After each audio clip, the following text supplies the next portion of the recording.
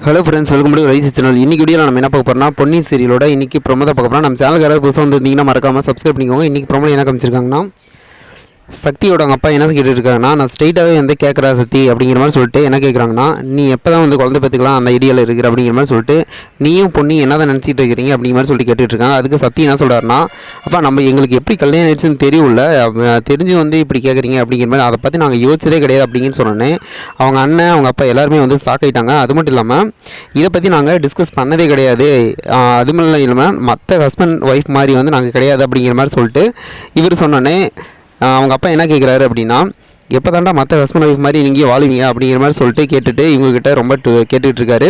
அது மட்டும் இல்லாமல் இவங்க நார்மலாகவே வந்து அதை பற்றி யோசிச்சதே இல்லை அப்படிங்கிற மாதிரி வந்து திரும்ப அதையே சொல்லிட்டு இருக்காரு. வெயிட் பண்ணி பார்ப்போம் என்ன நடக்கும் அப்படின்ட்டு.